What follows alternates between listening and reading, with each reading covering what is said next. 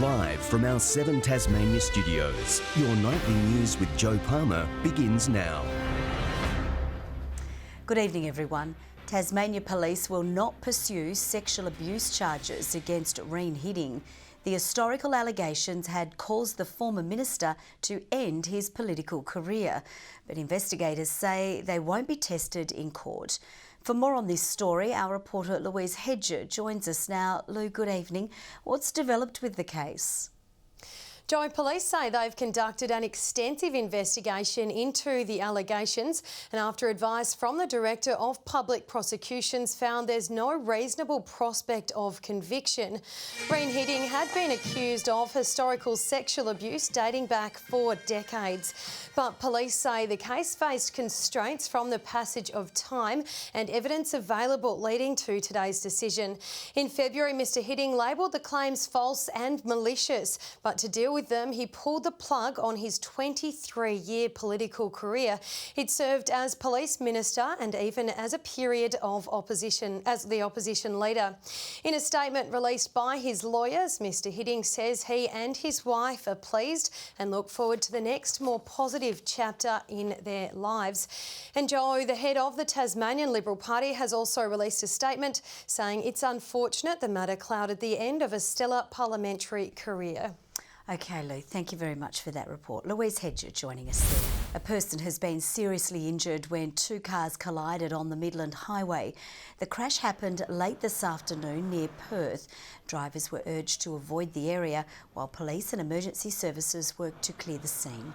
The condition of the second driver is not known. The inquest into the stabbing death of North Hobart shopkeeper Vula Delios will resume this Thursday afternoon in Hobart. The court is expected to hear from the inquest's final witness, the investigating officer from Tasmania Police. Mrs Delios was stabbed to death by Daryl Royston Wayne Cook in 2016, who was found not guilty on the grounds of insanity. The inquest is examining Tasmania's prison system and Cook's time in custody, including the mental health care he received. Amid health chaos, the state government has brought forward the rollout of new beds at the Royal Hobart Hospital's redevelopment. But there's growing concern tonight employee shortages will leave the beds unstaffed as the health system struggles to keep up with unprecedented demand.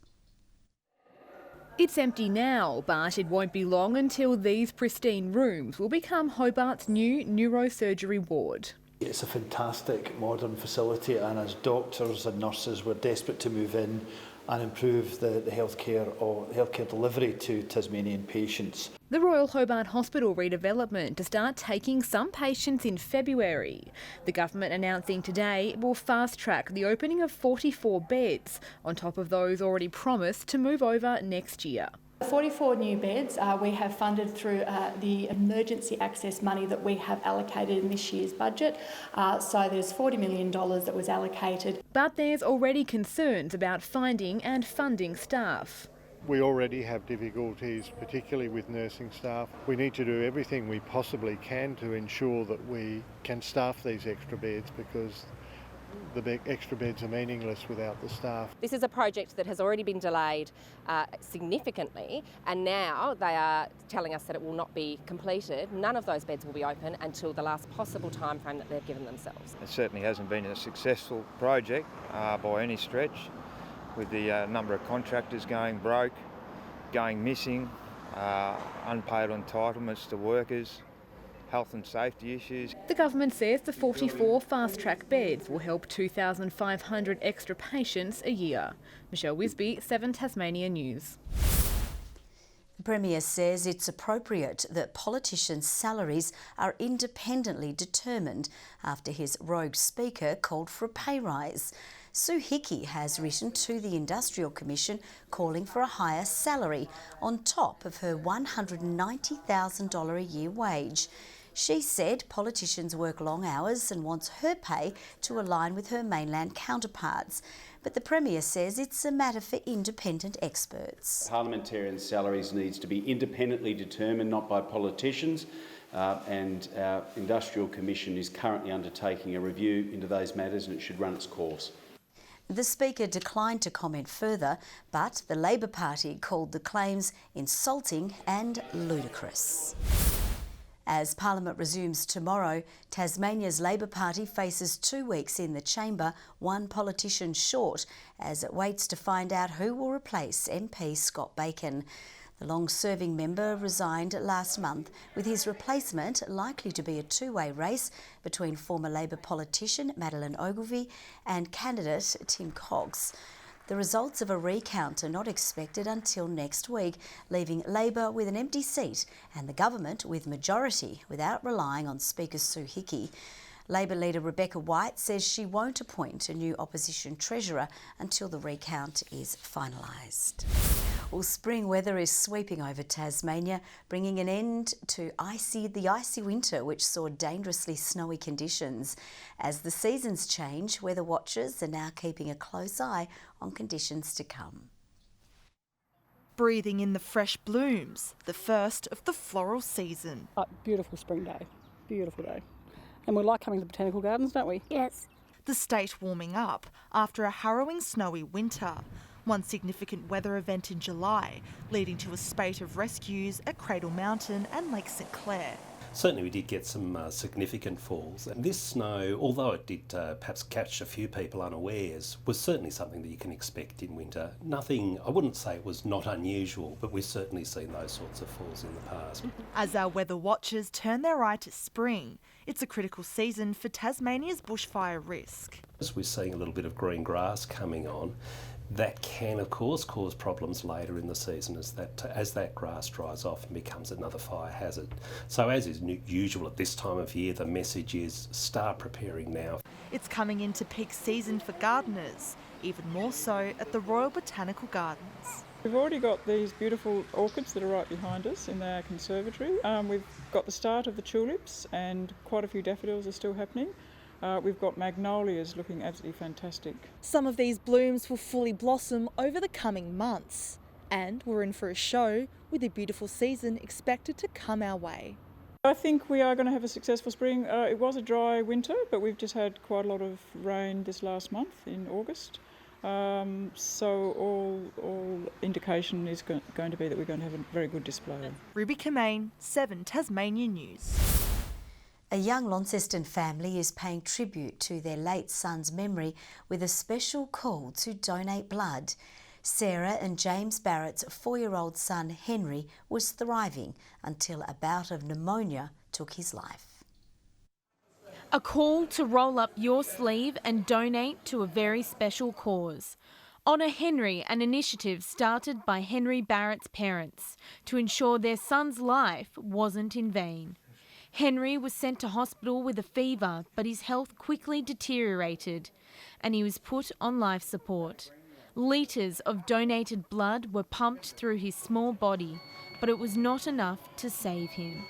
His parents are now appealing for the community to donate blood. They set their target with a little help from Henry.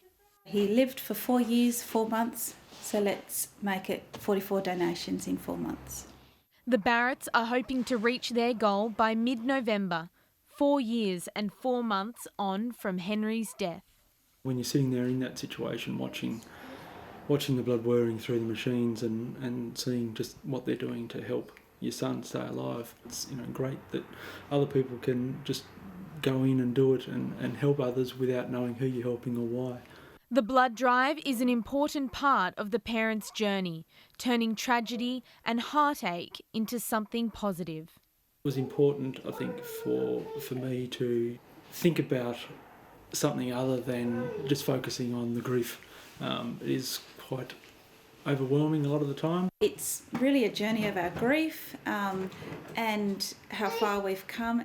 To donate to the Honour Henry blood drive, go to donateblood.com.au. Elizabeth O'Neill, 7 Tasmanian News. A defensive driving school wants more Tasmanians to take part in its courses in an effort to reduce the number of injuries and fatalities on the state's roads. Around 300 people are seriously injured or killed in car crashes in the state each year. Performance Driving Australia says interest in its courses is steadily climbing, but it's nowhere near the point The road it should toll is a big scary thing that we're all exposed to, and seeing people die unnecessarily on the roads is a bit of a reminder. But unfortunately, it does take a lot of that before we see people wanting to come and just learn a little bit more. The business has employed 2 more local instructors to teach drivers how to handle Tasmanian conditions. But when it comes to driving at high speed, it's best to leave that to them. The pair has background in competitive racing. Just get in there and do it. That's the message for female artists as applications open for Tasmania's only Women's Art Prize. The competition aims to inspire and celebrate the state's emerging female artists. We're here to support you. We're here to encourage you and inspire continued work by Tasmanian artists. The winner will receive a $15,000 prize. After winning the closest TSL final in recent years, Lauderdale is now eyeing off its long-term nemesis North Launceston. The in-form Sam Siggins is likely to stay in the ruck, having converted from his past life as a defender. Lauderdale's 6-point victory over Glenorchy was the smallest winning margin in a TSL final since 2015. No wonder Sam Siggins was relieved come the final siren. The last quarter was very tense. Siggins was a potent force in the midfield, sharing ruck duties with Hayden Smith. It's a new role for the 25-year-old, but he says it's working. Growing up, I played as a defender, and that's probably where I naturally play my best footy. But I feel like in terms of having an impact, I feel like the midfield is where I feel like I can have that impact. History isn't on Lauderdale's side for its next clash. The club hasn't beaten North Launceston in a final since 2013. I certainly feel like North Lonnie's still the favourites, and they have every right to have that tag as well. They've been a powerhouse for a long time now. In the weekend's other final, Launceston's poor second quarter let the Tigers back in the contest. That was one of the disappointing patches of the game. There was no panic, it was just that we kind of went away from what we wanted to do. The good news is the Blues made it through with no injuries. They'll face Glenorchy, a side they've beaten twice at KG5 this year. The level of the game is going to go up probably twice as much as it was on the weekend, so we've got to be prepared for that. Elsewhere, in just her second C1 final, Hobart paddler Kate Eckhart finished 9th in her run at the Canoe Slalom World Cup in Germany after being penalised for a gate touch. And after starting towards the rear of the grid, Hobart's Alex Peroni climbed to 15th in race 2 of the Formula 3 round in Belgium overnight. Peroni is 18th out of 32 in the overall standings. Good evening. Mostly clear skies today gave us an early taste of spring. It's arrived right on time. Temperatures around average with Hobart reaching 18 degrees. Launceston 17, Burnie 15 and Devonport 13. 18 was the maximum, also recorded at Campania, Ouse and Bushy Park. Friendly Beaches 17 degrees, St Helens 16, King Island, Smithton and Strawn 15. Flinders Island 14 today, Low Head and Lyowini 13. Now, here's the map showing the lack of cloud over us today. There is a cloud band though approaching from the west. An organised band of cloud is moving across southern South Australia, while another clips Western Australia as it moves over the Bight.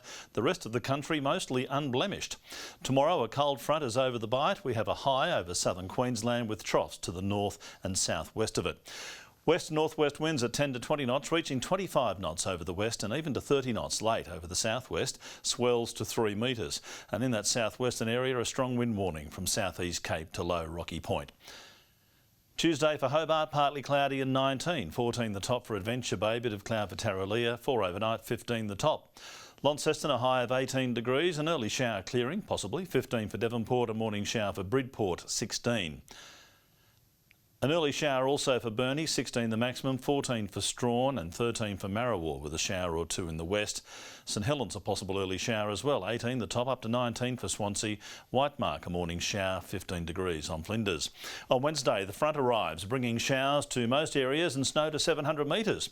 Mainly fine though on Thursday apart from a shower over the west and far south, and on Friday showers developing over the north in the morning, extending statewide later in the day.